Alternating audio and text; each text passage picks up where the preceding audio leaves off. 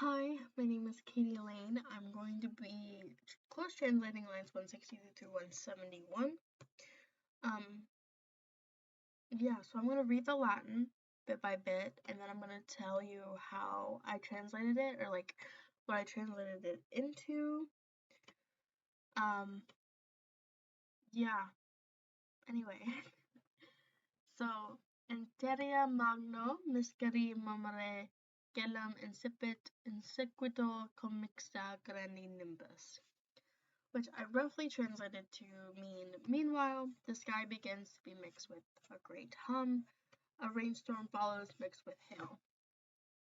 Each word in Terea basically starts off the sentence, basically meaning meanwhile.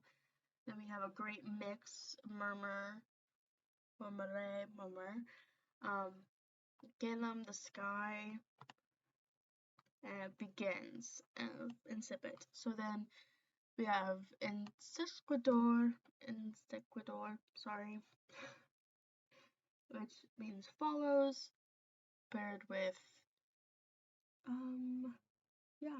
paired with what? Sorry, I'm looking at my notes. With brainstorm, nimbus, clouds, brainstorm, and then comixa, mixed together, essentially. Next we have et tiri comites passem extroriana eventus. Dardanisque nepos veneris dies versa per agros tectum metupetiere.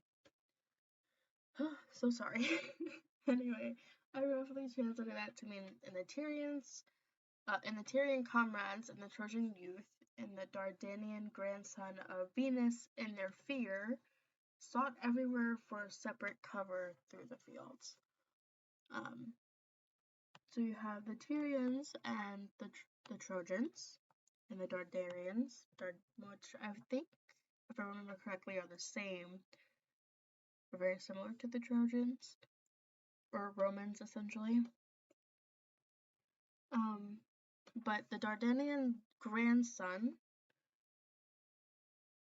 I think, is Nepos. Oh, I think it's Nepos. Give me one moment, I'm so sorry.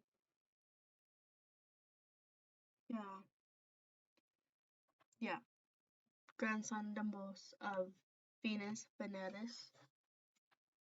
And they went their separate ways in the field to take cover. So we had stopped there.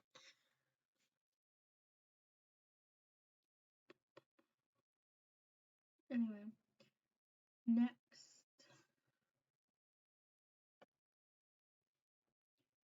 we have Runt de Montibus Omnes,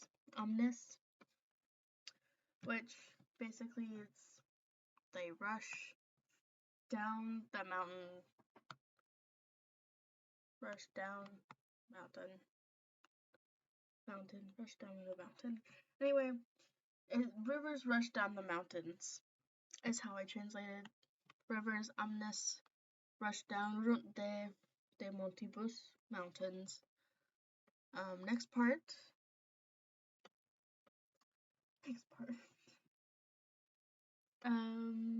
Speculum dido dux extronius iendum diveniut.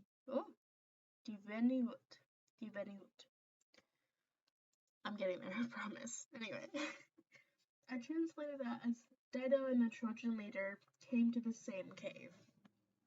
So you have Dido, our main subject, and the Trojan leader,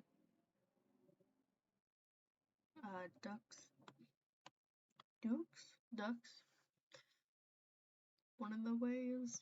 So Dido and the Trojan leader came to the same cave.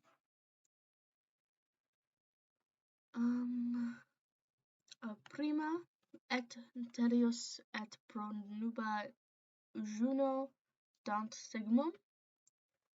The first and earth is what that means. Prima et Tellus, first and earth, but really I translate it as first, both earth and the matron Juno give the sign. So we have Prima, which is first, Tellus, earth, and what looks like is Juno, which is basically Hera, I believe. Yep. And they give the sign, the signal, which is signum. They give the signal, dan signum. Okay. Falstere ignis et consicus etho conubis sumulque ulveriunt vertice nymphae. That is so bad. I'm so sorry. Anyway, I roughly translated that to fires in upper air flash as witness to the marriage, and the nymphs yell from the highest peak. The nymphs yell from the highest peak. So we have fires in upper air. So we have ignis fires, and which one? I think ether,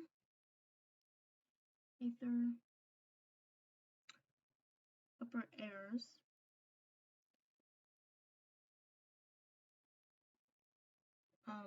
Witness the conubis, basically the marriage or sexual union. So this is the part in the story where Dido and Aeneas do it in a cave, and that's considered the marriage or union by Juno and Mother Earth, or the first Earth. And the nymphs, nymphae, celebrate or yell from the highest peak in celebration, howl. Yeah. They howl Ulveriunt at the highest peak.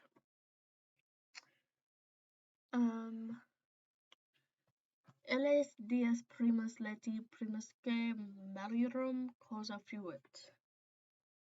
I translated that as that day was the first of the death and the first cause of evil.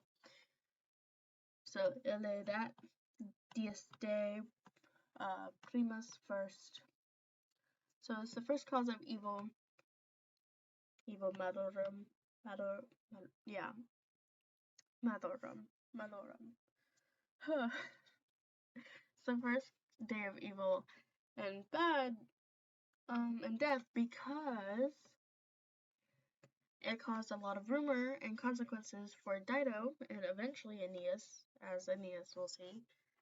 So it had more consequences than it did, I guess, favorable consequences in a way. Yeah, not poor Dido. Poor Dido. Anyway, neque enim speci famu. Oh, wow. Apologize. Start over. Neque enim speci femue montura nec iam futurum Dido meditator amorem. Which I roughly translated to as indeed Dido is moved by neither appearance or rumor, nor does she consider their love a secret. So basically, neque means neither. So Dido, indeed, enim, is neither moved, so neque, moved by sight, so like appearance, or rumor. Indeed, so by appearance or rumor. Yep. Basically, this means she's not I guess, put off by the fact that there could be bad appearances due to her and Aeneas' union together from the cave, because she sees it as a marriage. She sees it as nothing wrong happened at all. But Miss Girl, anyway, nor does she consider the love a secret. So amorum, love, a secret. Next, Corneum vocat. It basically means marriage calls. Marriage calls. Or she calls it marriage. That's referring to how she doesn't see anything wrong. Even though they had sexual intercourse, her, along with Juno and the First Earth and the nymphs, view it as a marriage rather than just a scandal. Hoc praetexic nominen culpam, basically meaning this covers her fault. So basically, yeah, this covers her fault. So this covers or pretends or masks her blame. Because she doesn't view it as a scandal, she kind of doesn't realize rumor can take this and spread it in a misconstruing way that puts herself and her kingdom in danger, because she is a widow or a single female leading an entire kingdom surrounded by a bunch of patriarchies. So this has more consequence for her in the long run than it does Aeneas, as we'll see. Anyway, I tried my best. Hopefully that makes sense. Hopefully that's what you were looking for. Sorry, this is 12 minutes long. Yeah, so thank you.